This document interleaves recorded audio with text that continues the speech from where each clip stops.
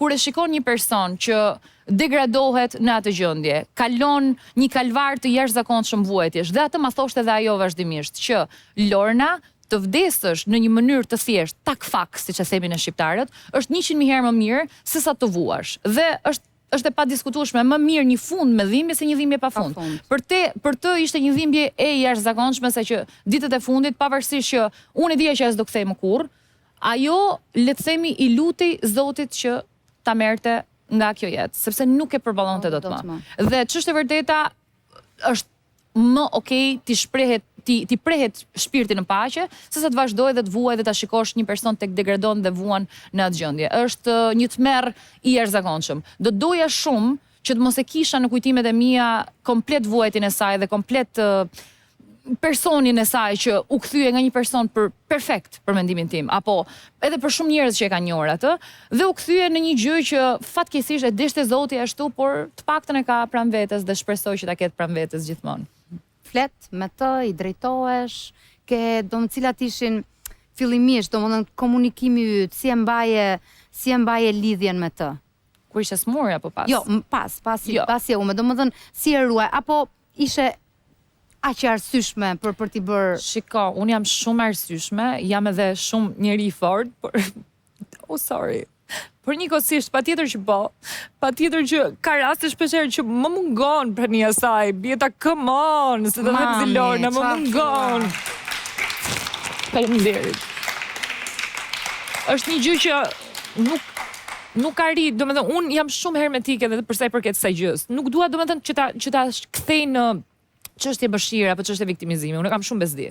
Por ka diçka që vazhdimisht me kalimin e kohës shikon për shembull ka raste, mami, sa shumë e dua mamin, dhe ndonjëherë them, lum si këta.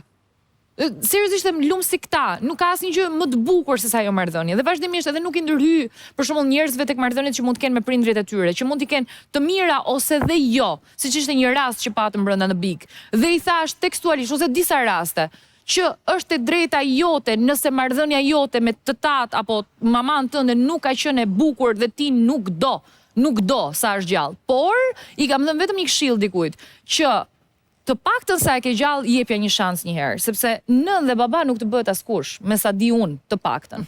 Por unë qesh me shumë fat, jashtëzakonisht me shumë fat, që kam patur dy prindër të mrekullueshëm dhe për aq sa ata kishin kontratën, të paktën më ka lënë një shije shumë të mirë dhe nuk kam patur absolutisht asnjë lloj pendese me ta. Kam folur totalisht se ti kisha jo vetëm prindër, ti kisha shok.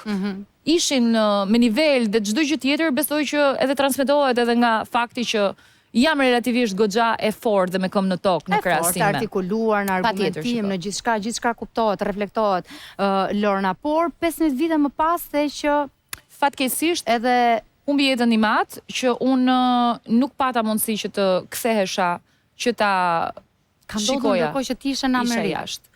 Dhe fatkeqësisht ishte e tmerrshme kjo gjë. Edhe ai domethënë kemi bërë maksimumin përfshirë nga ana ime, sepse baza e tij dhe mbështetja e tij financiare patjetër që kam qenë unë, gjatë gjithë harkut kohor që ai ka qenë i smur. Besoj që sëmundja e diabetit ju shfaq që kur vdiq mami, sepse u stresua jashtëzakonisht shumë, dhe prandaj unë thoshe gjithmonë që ai vërtet kishte nevojë për dikë. Imat e donte shumë jetën, ka qenë i lirë, por gjithashtu e njëjta gjë ndodhi dhe me të, sepse në momentin kur ai u smur dhe e tejkaloi masën e sëmundjes, nuk mund të lëvizte, nuk mund të bënte çdo gjë që ai donte të bënte. Njerëzit pak a shumë kanë një lloj tendence ta kuptojnë që është më mirë të largohem, është më mirë të jap dorëheqjen. Dhe pavarësisht të thash që ne bëm maksimumin, nuk e dolëm dot.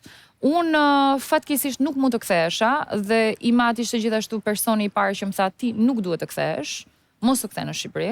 Ishte një ndër amanetet që ai më la derisa ti mund të kthehesh në Shqipëri.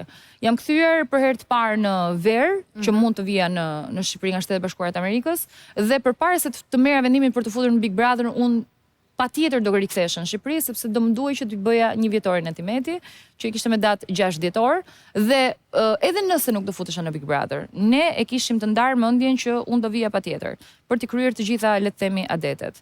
Vdiq dhe me amanetin që donte të prehej pranë saj. Prandaj thash, ishte një gjest i jashtëzakonisht shumë fisnik nga ana tij që nuk donte kurrë që të ishte me dikë tjetër. Si duket ka qenë një dashuri vërtet e jashtëzakonshme dhe unë nuk e pas kam ditur. Dhe duke qenë bjeta që unë jam rritur me këtë lloj imazhi, me këtë lloj shembulli, mua nuk më bëjnë përshtypje dashurit falso, nuk më bëjnë përshtypje këto gjërat që bëhen thjesht për një klikim më shumë apo një show më shumë apo kot. Ato nuk janë asgjë, domethënë kam marrë një shembull të jashtëzakonshëm dhe e falenderoj Zotin që për aq kosa i kisha në jetën time, kanë qenë 2 njerëz të mrekullueshëm. Faleminderit. Të kam betur peng, merak, me veten, fakti që nuk e qenë, do si e quan, si e mendon? Më kam betur peng dhe merak, fakti që nuk kam qenë, është shumë e vërtet. E vetmja gjë që më mban është ndoshta ajo pjesa e imazhit që unë kam akoma në kohë, sepse gjithmonë i ra vllajt që të merrem me atë pjesën dhe ta shikonte atë tek po jepte dorëheqjen.